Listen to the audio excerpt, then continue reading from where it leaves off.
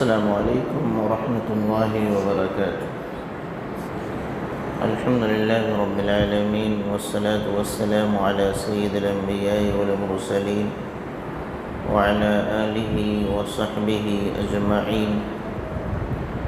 يا أيها الذين آمنوا اتقوا الله حق تقاته ولا تموتن إلا وأنتم مسلمون. يا أيها الناس اتقوا ربكم الذي خلقكم من نفس واحدة وخلق منها زوجها وبث منهما رجالا كثيرا ونساء، واتقوا الله الذي تساءلون به والأرحام إن الله كان عليكم رقيبا. يا أيها الذين آمنوا اتقوا الله وقولوا قولا سديدا يصلح لكم أعمالكم ويغفر لكم ذنوبكم، ومن يطع الله ورسوله فقد فاز فوزا عظيما. أما بعد، فأعوذ بالله من الشيطان الرجيم. بسم الله الرحمن الرحيم. يا أيها الذين آمنوا كونوا قوامين لله شهداء بالقسط ولا يجرمنكم شنآن قوم على ألا تعدلوا اعدلوا هو أقرب للتقوى واتقوا الله إن الله خبير بما تعملون. رب اشرح لي صدري ويسر لي أمري واحلل عقدة من لساني يفقه قولي رب زدني علما آمین. حمد و ثنا، کبریائی، بڑائی، تعریف و توصیف اکیلے وحدہ لا شریک کے لیے. اللہ کی رحمتیں و برکتیں نازل ہوں انبیاء کرام پر، خصوصاً آخری نبی، پیارے نبی جناب محمد رسول اللہ صلی اللہ علیہ وسلم پر، صحابہ کرام پر، اور قیامت تک آنے والے مومنین پر. حضرت گرامی، درس کا عنوان ہے سیدنا عمر اللہ تعالی عنہ کا نظام عدل. اسلام نے عدل و انصاف کی بڑی تاکید فرمائی اور بڑی صراحت کے ساتھ اللہ تعالیٰ نے فرما دیا کہ انصاف کرنے والے بنو. یہاں تک کہ اگر کسی دشمن سے بھی معاملہ ہے تو وہاں پر بھی انصاف، گرچہ فیصلہ دشمن کے حق میں جا رہا ہے، ایسا نہ ہو کہ کسی قوم کی دشمنی کی بنیاد پر آپ انصاف کا دامن چھوڑ دیں اور اس لیے کہ فلاں دشمن ہے، اس کے حق میں فیصلہ جا رہا ہے لہذا بدل دیا جائے. اس کی قطعاً اجازت نہیں. پیارے نبی جناب محمد رسول اللہ صلی اللہ علیہ وسلم نے پوری زندگی عدل و انصاف کی تلقین فرمائی، لوگوں کو دعوت دی، عمل کر کے دکھلایا. بلکہ ایک موقع پہ فرمایا تھا کہ اگر فاطمہ بنت محمد صلی اللہ علیہ وسلم بھی چوری کریں تو ان کا ہاتھ کاٹ دیا جائے گا. یہ انصاف. عمر بن الخطاب اللہ تعالی عنہ نبی کریم صلی اللہ علیہ وسلم کی تربیت یافتہ تھے. دین اللہ کے نبی سے انہوں نے لیا تھا، دین اللہ کے نبی سے انہوں نے سمجھا تھا. اس کو کیسے نافذ کیا جائے وہ طریقہ بھی نبی کریم صلی اللہ علیہ وسلم سے انہوں نے اخذ کیا تھا. لہذا جب ان کو موقع ملا، عدل و انصاف کرنے کا موقع ملا، تو جیسے شریعت کا تقاضا ہے اس اعتبار سے آپ نے عدل و انصاف برپا کیا. عمر بن الخطاب اللہ تعالی عنہ کے دور خلافت کی خصوصیات، لوگوں سے پوچھے کہ کیا خاص بات ہے تو سب سے اعلیٰ چیز، سب سے اعلیٰ خصوصیت جو سامنے آئے گی وہ یہ ہے کہ ان کے دور میں عدل تھا، انصاف تھا، کسی پر ظلم نہیں ہوا کرتا تھا۔ اتنی بڑی سلطنت کے مالک تھے، اللہ رب العالمین نے اتنی بڑی سلطنت کا ذمہ دار بنایا تھا، تو یہ کیسے ان کے لیے ممکن ہوا کہ انہوں نے عدل و انصاف کو قائم کیا اور لوگوں کے درمیان انصاف پہنچا۔ آج ہم دیکھتے ہیں کہ اگر ہمیں چھوٹی سی ذمہ داری مل جاتی ہے، 4 لوگوں کے درمیان ہمیں ذمہ دار بنا دیا جاتا ہے، تو عموماً لوگوں سے انصاف نہیں ہو پاتا، ظلم ہو جاتا ہے، ناانصافی ہو جاتی۔ عمر بن الخطاب رضی اللہ تعالی عنہ نے کیسے پوری سلطنت پر کیسے عدل و انصاف برپا کیا، یہ پڑھنے اور سمجھنے کی چیز۔ چند چیزیں میں آپ کو سمجھانا چاہتا ہوں کہ انہوں نے عدل و انصاف جو قائم کیا اس کی خصوصیات کیا رہیں، کس اعتبار سے انہوں نے اس کو برپا کرایا۔ ایک چیز یہ ہے کہ انہوں نے اپنی رعایا کو، مسلمانوں کو، تمام لوگوں کو اکسایا، کس بات پر کہ وہ اپنے معاملات کو لے کر کے قاضی کے پاس آئیں، حاکم کے پاس آئیں، گورنر کے پاس آئیں اور بلا جھجک کے، بلا ڈر کے آئیں۔ ان کے دل میں یہ خوف نہ ہو کہ فلاں ہیں، وہ ہم کو ماریں گے، وہ ہم کو پیٹیں گے، ہم پر ظلم کریں گے، رشوت لیں گے وغیرہ وغیرہ۔ اس کو عمر بن الخطاب اللہ تعالی عنہ نے عوام کے دل سے نکال دیا۔ اسی لیے ہم دیکھتے ہیں بلا جھجک اس دور کے لوگ اپنے حکمرانوں کے پاس پہنچتے ہیں کہ ہمارا یہ معاملہ ہے، انصاف کر دیجیے، اور انصاف ہوتا تھا۔ اسی سے متعلق ایک واقعہ آپ کے خدمت میں کہ کس طریقے سے اپنی قوم کو، اپنی عوام کو ابھارا کرتے تھے کہ حکمراں کے قریب پہنچو، اپنے معاملات کا وہاں سے انصاف کراؤ، وہاں سے عدل لے جاؤ، ان سے ڈرو نہیں، کیونکہ ان کو ہم نے اس لیے نہیں بنایا ہے کیونکہ لوگوں کو ماریں، پیٹیں، ظلم کریں۔ چنانچہ عمر الخطاب اللہ تعالی عنہ ایک موقع پر خطبہ دے رہے ہیں اور خطبے کے دوران لوگوں کو مخاطب کیا، انی لم استعمل علیکم عمالی لیضربوا ابشارکم ولیجتمعوا اعراضکم ویأخذوا اعمالکم، کہ میں نے اپنے عمال کو اس لیے نہیں متعین کیا، میں نے اپنے گورنروں کو اس لیے نہیں متعین کیا کہ وہ تمہیں ماریں، وہ تمہیں گالیاں دے کے تمہیں بے عزت کریں، اور یہ کہ تمہارے مال کو وہ ہڑپ کر لیں، اس کے لیے ہم نے ان کو نہیں بنایا ہے۔ گورنر ہیں، قاضی ہیں، سرکاری افسران ہیں، انہوں نے متعین کیا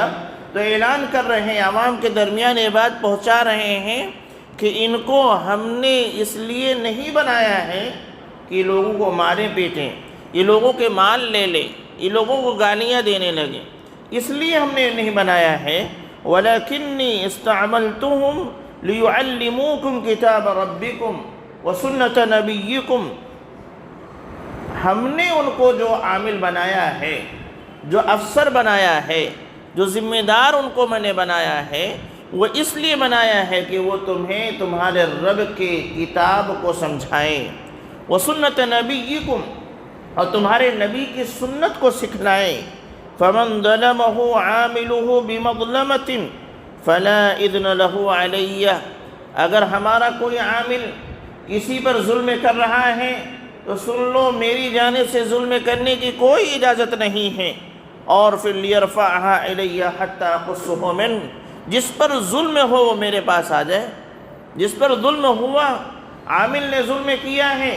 سرکاری افسر نے ظلم کیا ہے، گورنر نے ظلم کیا ہے، میں اس کی اجازت نہیں دیتا، اور اگر کسی پر ہوا ہے تو آؤ، اس کی جانب سے میں قصاص لے لوں گا، اس کی جانب سے میں بدلہ لوں گا، اس کی جانب سے میں انتقام لوں گا۔ اس طریقے سے اپنی قوم کے لوگوں کو ابھارا، عوام کو ابھارا، تاکہ لوگوں کے دل سے جو سرکاری افسران کی جو دہشت ہے وہ نکل جائے۔ اس یہ اتنی بڑی چیز ہے مسلمانوں، اتنی بڑی چیز ہے کہ جس سماج کے اندر سرکاری افسران کا خوف نکل جائے، اس سماج کے اندر عدل و انصاف برپا ہونے لگتا ہے۔ آج ہم دیکھتے ہیں سرکاری افسران ہیں یا پولیس محکمہ کے لوگ ہیں یا سرکاری جو ہے شعبہ کے لوگ ہیں، ان کو دیکھ کر ایک عجیب سا ڈر محسوس ہوتا ہے کہ کہیں یہ رشوت نہ مانگنے لگیں، ان کے پاس جائیں کہیں رشوت نہ مانگنے لگیں، کہیں یہ گالیاں نہ دینے لگیں، کہیں زبردستی میرا مال نہ لے لیں رشوت کے نام پر، کہیں یہ کہ ہم کو مارنا نہ شروع کر دیں فلاں کے دبانے کی وجہ سے۔ اس طرح کا ڈر اور خوف جب بیٹھا رہتا ہے تو لوگ ادھر جلدی ہمت نہیں کرتے، اپنے ہی میں معاملہ کسی طریقے سے دبا کے رکھنا چاہتے ہیں۔ کبھی کبھی اسی معاملے میں معاملہ بڑھ جاتا ہے اور خود ہی انتقام لینا چاہتا ہے، جو فساد کا سبب بن جاتا ہے۔ اس لیے سب سے پہلا کام عمر بن الخطاب رضی اللہ تعالی عنہ نے اپنی عوام سے،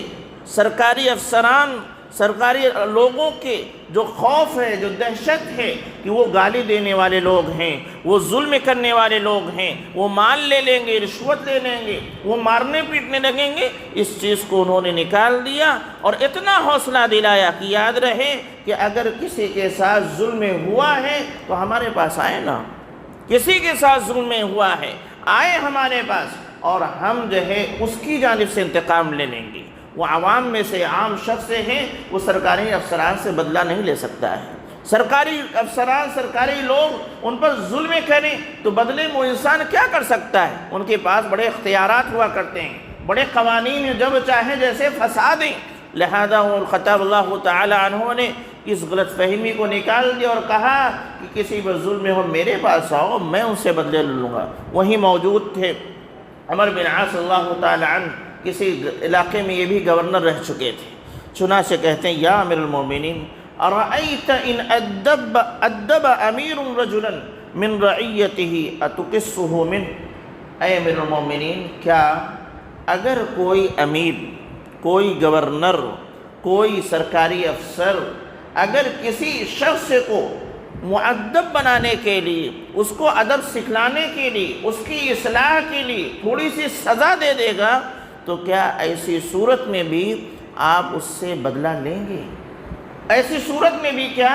آپ اس سے بدلہ لیں گے؟ عمر بن الخطاب اللہ تعالیٰ عنہ نے ایک ضروری چیز ذکر کرا عمر بن عاص اللہ تعالیٰ عنہ کہ سماج میں ایک شخص بہت بگڑا ہوا ہے، بڑی شرارتیں کر رہا ہے، فتنہ پھیلائے ہوئے ہے۔ اگر امیر جس کو آپ نے بنایا ہے، گورنر جس کو آپ نے متعین کیا ہے، سرکاری افسر ہے، پولیس محکمہ کے لوگ ہیں جن کو آپ نے متعین کیا ہے، اس شخص کی اصلاح کے لیے سزا دے دے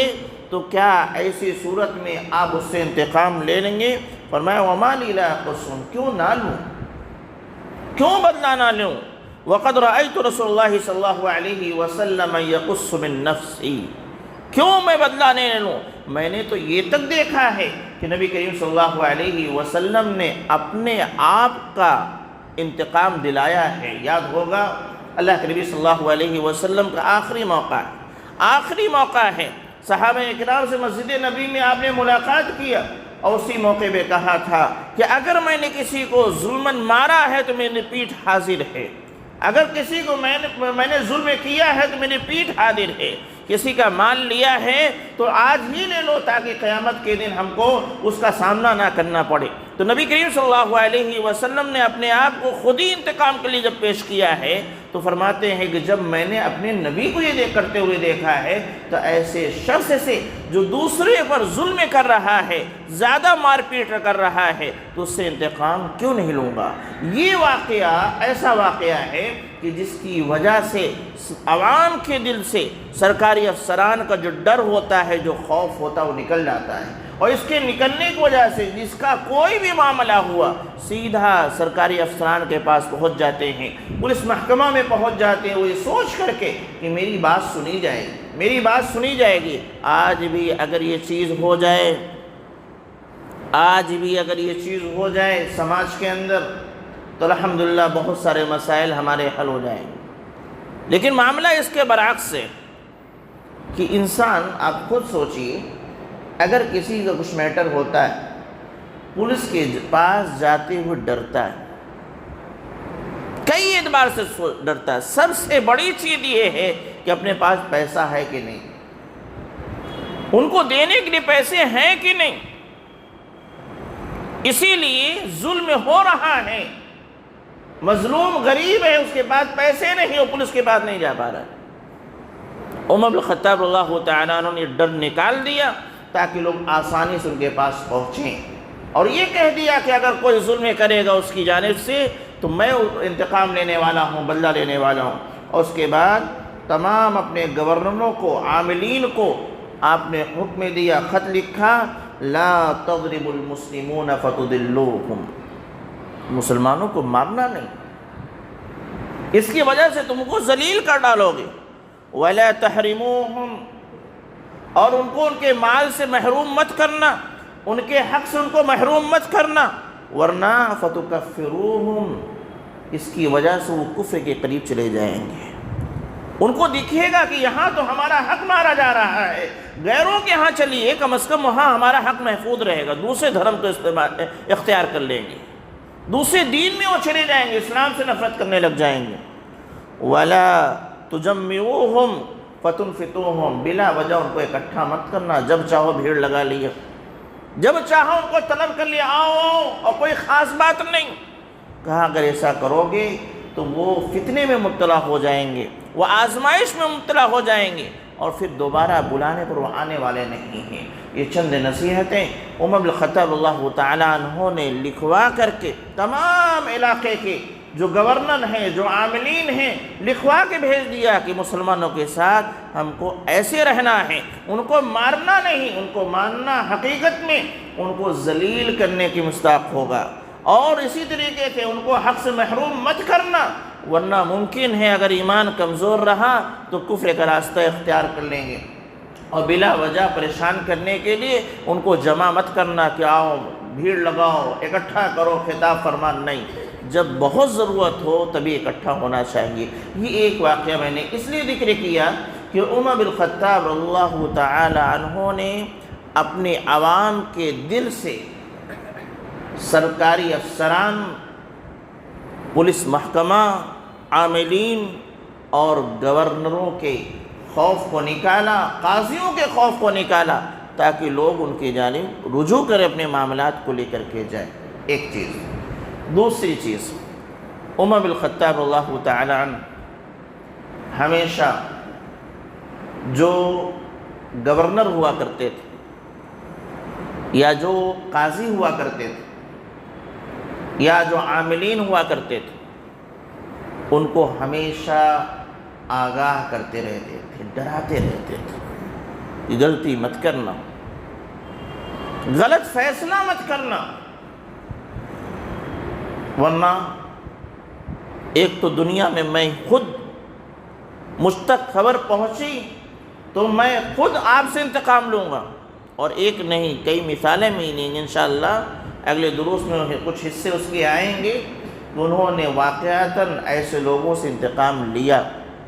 کہ جنہوں نے کسی شخص پر ظلم کر دیا تھا، ان کو سزائیں دیں، یہ مثالیں موجود۔ اور دوسرا یہ ہے کہ آخرت بھی تو ہے، اگر آپ کے ذریعہ سے جان بوجھ کر کے غلط فیصلہ ہوا تو یہ دنیا ہے، یہاں آپ بچ سکتے ہیں، لیکن اس کے بعد ایک اور دنیا ہے، وہ آخرت ہے، وہاں کیا ہوگا۔ چنانچہ عمر الخطاب اللہ تعالی عنہ نے ایک موقع پر اپنے گورنروں کو مخاطب کرتے ہوئے لکھا یا کہا، وَيْلٌ لِدَيَّانِ الْأَرْضِ مِنْ دَيَّانِ السَّمَاءِ يَوْمَ يَلْقَوْنَهُ إِلَّا مَنْ عَمَّ الْعَدْلَ وَقَضَى بِالْحَقِّ وَلَمْ يَقْضِ بِهَوَى وَلَا لِقَرَابَتِ وَلَا لِرَغْبَةٍ وَلَا لِرَهْبَةٍ وَجَعَلَ كِتَابَ اللَّهِ منزلة بین عینیہ، کتاب الزہد، کہ انہوں نے خطاب کیا کہ دنیا کے اندر فیصلہ کرنے والے، آسمان پر فیصلہ کرنے والے سے ڈریں اس دن سے جس دن ان کے لیے ہلاکت ہو جائے، یوم یلقونا، بربادی ہے ان لوگوں کے لیے، ہلاکت ہے ان لوگوں کے لیے جو روئے زمین میں فیصلہ کرتے ہیں۔ کس کی جانب سے؟ آسمان پر فیصلہ کرنے والے کی جانب سے، یعنی اللہ کی جانب سے بربادی ہے۔ کب؟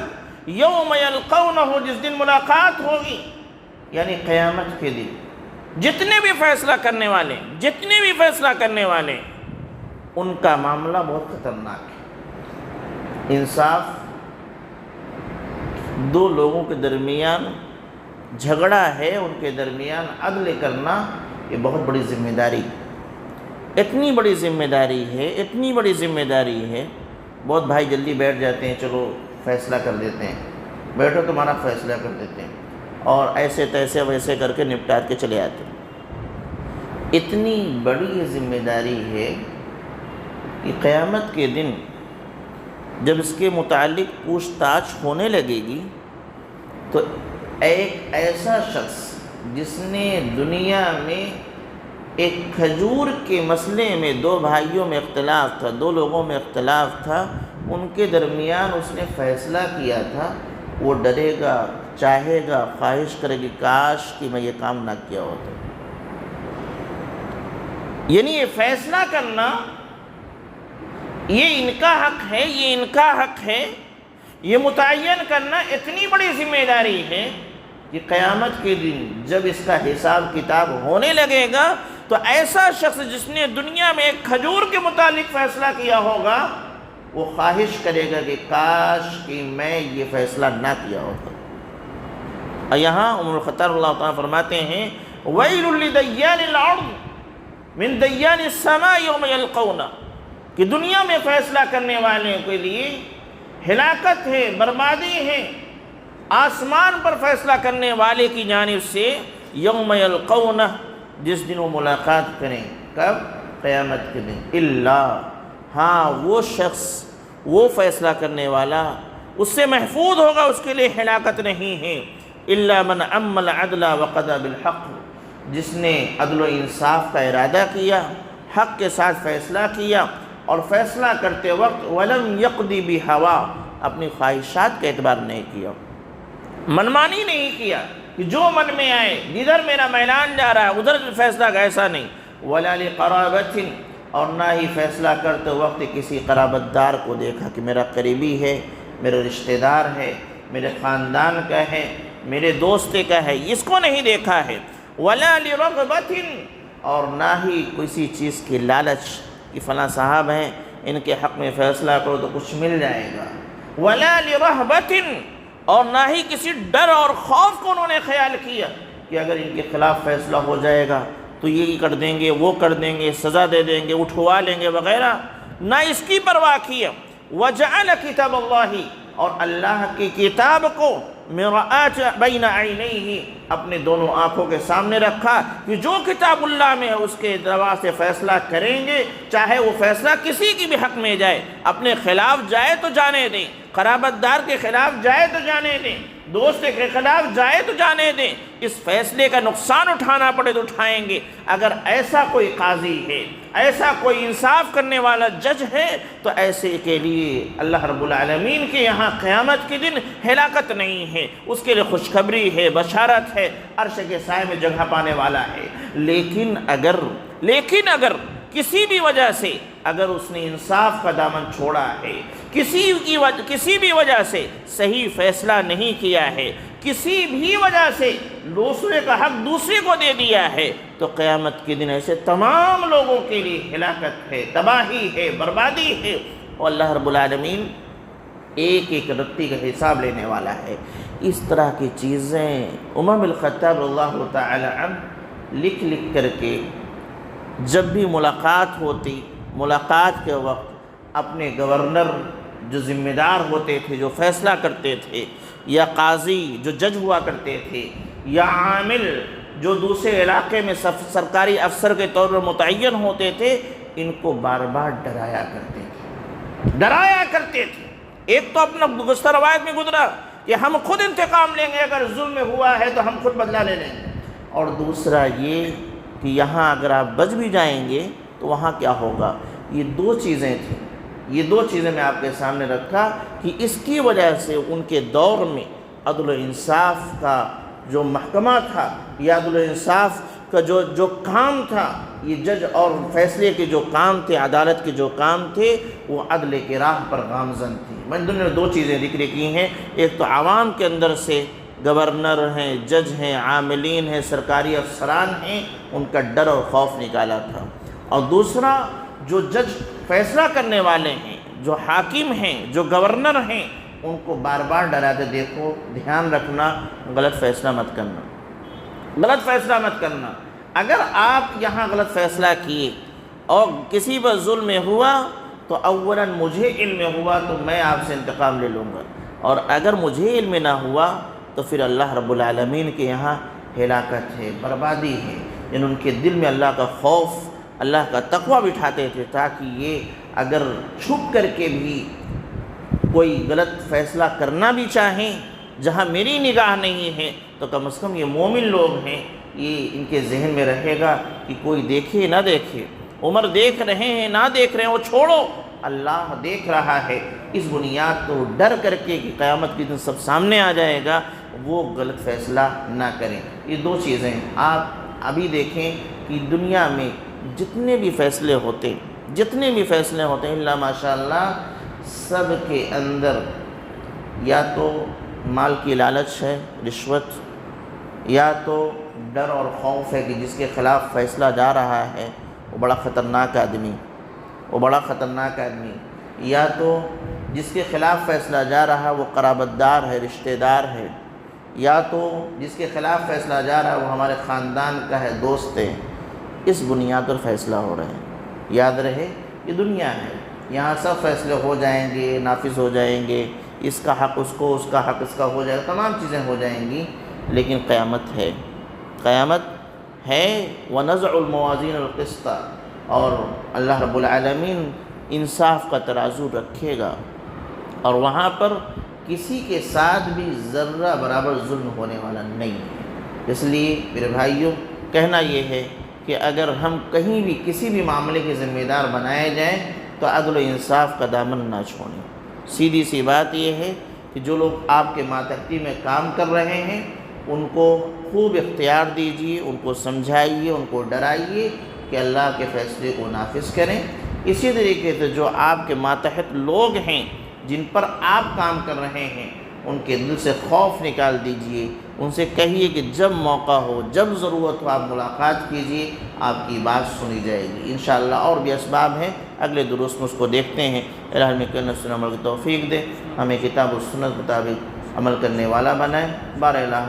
عدل و انصاف کا دامن تھامنے والا بنا، ظلم سے بچا۔ رب العالمین ہمیں صحابہ کرام کی سیرت کو پڑھنے والا، سمجھنے والا، انہی کے نقش قدم پر چلنے والا بنا، اور جنت میں ان تمام کی مصاحبت ہم تمام کو نصیب فرما۔ آمین تقبل رب العالمین۔ السلام علیکم۔